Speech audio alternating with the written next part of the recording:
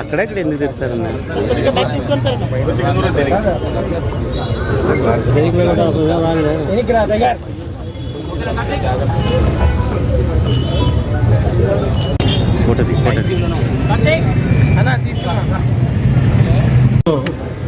Super GST super savings కార్యక్రమం చేపట్టడం జరిగింది.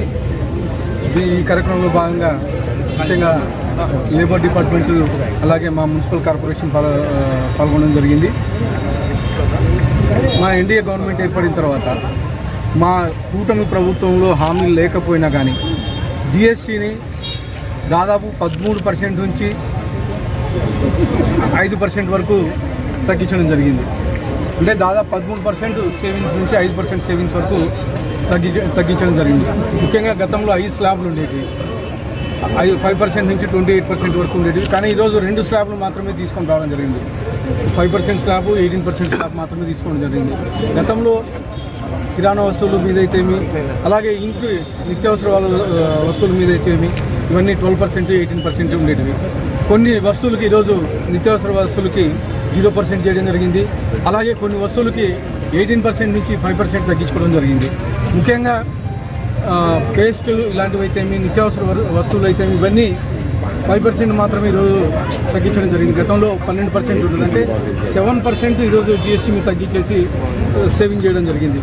అలాగే కార్లు ఇలాంటి వస్తువుల మీద, కార్లు అయితేమి, ఎలక్ట్రానిక్ వస్తువులు అయితేమి ఇలాంటి మీద గతంలో 28% ఉండేది, ఇప్పుడు 18% తీసుకొచ్చి అంటే 10% తగ్గించడం జరిగింది. ఇవన్నీ ముఖ్యంగా సెంట్రల్ గవర్నమెంట్ ఈ ప్రపోజల్ పెట్టినప్పుడు అన్ని రాష్ట్రాలు వ్యతిరేకించాయి. ఎందుకంటే ఆ రాష్ట్రాలకి ఇన్కమ్ తగ్గుతుందని. కానీ మన రాష్ట్ర ప్రభుత్వం, మన ముఖ్యమంత్రి వర్యులు నారా చంద్రబాబు నాయుడు గారు ఫస్ట్ సపోర్ట్ చేశారు.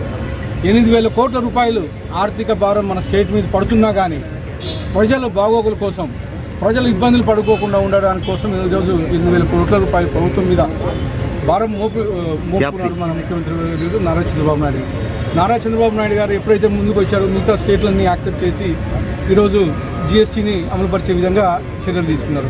ముఖ్యంగా జిఎస్టీ తగ్గిన దానివల్ల కొనుగోలు పెరుగుతుంది, కొనుగోలు పెరిగిన దాని మీద ఉత్పత్తి పెరుగుతుంది, ఉత్పత్తి పెరిగితే ఎంప్లాయ్మెంట్ జనరేషన్ అవుతుంది.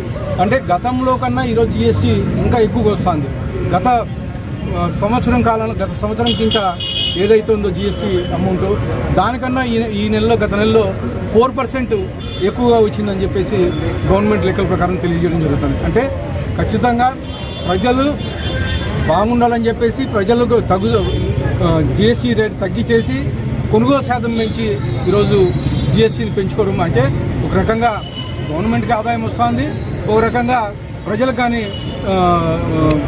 15,000 రూపాయలు నెలకు తగ్గించే పరిస్థితి. అంటే కేవలం ఎన్డీఏ ప్రభుత్వంతోనే ఇది సాధ్యపడిందని చెప్పేసి తెలియజేస్తూ ఈ అవకాశం ఇచ్చిన అందరికీ ధన్యవాదాలు. Thank you sir.